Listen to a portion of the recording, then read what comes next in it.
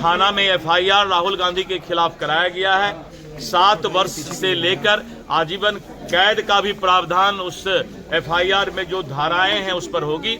लेकिन पूरा देश के अंदर राहुल गांधी ऐसा नेता शर्मसार हो गया है और उसको पूरे देश से माफी मांगना चाहिए। प्रतिपक्ष को ये बात जानना चाहिए कि बिहार का जनता लालटेन युग समाप्त करके अब बिजली में रहने का काम कर रही है, इसलिए लालटेन अब टूट गया। राहुल गांधी ने सत्ता की बेचैनी में, सत्ता के भूख में इंसानियत और मानवता की सारी हदें पार कर दी। नमस्कार, मैं हूं फलक सिंह और आप देख रहे हैं आगाज एक्सप्रेस। आज हम मौजूद है बीजेपी कार्यालय में, जहां पर प्रेस को संबोधित करते हुए राष्ट्रीय अध्यक्ष दिलीप जायसवाल क्या कुछ कहते हैं। पहले आइए इस वीडियो में देखते हैं। मर्यादित घटना है, शर्मनाक है और संस्कारहीन घटना है। राहुल गांधी ने सत्ता की बेचैनी में, सत्ता के भूख में इंसानियत और मानवता की सारी हदें पार कर दी और जिस तरह से उन्होंने संसद को धक्का देने का काम किया और उनको गहरी चोट आई। कानून अपना काम करेगा।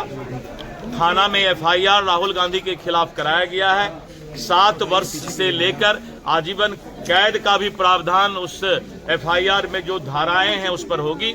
लेकिन पूरा देश के अंदर राहुल गांधी ऐसा नेता शर्मसार हो गया है और उसको पूरे देश से माफी मांगना चाहिए कि सत्ता की बेचैनी, सत्ता के भूख में संस्कार और इंसानियत को उन्होंने शर्मसार करने का काम किया है। इसके लिए उनको माफी मांगना चाहिए। राहुल गांधी तो कल बाहर चिल्ला के कह रहे थे कि उन्हें धक्का दिया गया है, उन्हें अंदर घुसने नहीं दिया। देखिए, है क्या कि कोई अपराधी जब अपने अपराध को आंख के सामने कैमरा में देख लेता है तो अपने बचने के लिए वो बेचैन हो जाता है। तो कल उनका छटपटाहट, उनको मालूम है कि एफआईआर हुआ है और कानून उनको सजा देगा, इसीलिए वो अब आम जनता के बीच जाकर किसी तरह बचना चाह रहे हैं। सर, प्रियंका गांधी का भी आरोप है, अलविदा यात्रा होगा मुख्यमंत्री जी का। यह देखिए, ऐसा है कि प्रतिपक्ष का नेता क्या बोल रहा है।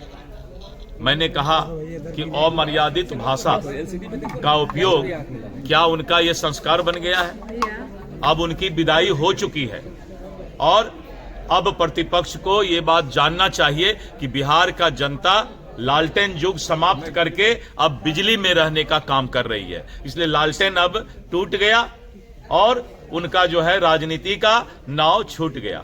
जैसा कि आपने सुना और देखा, जब बात उठाई गई है, जो बहुत ही चर्चित मामला बन चुका है कि बीजेपी सांसद को जो धक्का वाला मामला आया है, राहुल गांधी पर आरोप लग रहे हैं, साथ ही में दिल्ली में एफआईआर भी दर्ज हुआ है और साथ ही साथ में तेजस्वी यादव का जो कल सोशल मीडिया पर तेजस्वी यादव ने बीपीएससी मामले पर सरकार पर हमला बोला है, वो सब मामले पर दिलीप जायसवाल राष्ट्रीय अध्यक्ष बीजेपी के किस तरीके से करारा जवाब देते हुए नजर आ रहे हैं। और उन्होंने साफ तौर पे ये भी कह दिया है कि जो अब आरजेडी का जो कार्यकाल है वो अब समाप्त होने को पर आ चुका है। और साथ ही साथ में उन्होंने ये भी स्पष्ट कर दिया है कि राहुल गांधी अब बौखलाहट में और सत्ता के लालच में ऐसे ऐसे कदम उठा रहे हैं जो सरासर निंदनीय है और साथ ही साथ में उन पर कार्रवाई भी होगी। कानून सबके लिए बराबर है, उन्होंने ये चीज़ स्पष्ट तौर पर रख दी है। और साथ ही साथ में उन्होंने आने वाले समय में 2025 के लिए एक संदेश भी भेज दिया है विधानसभा में कि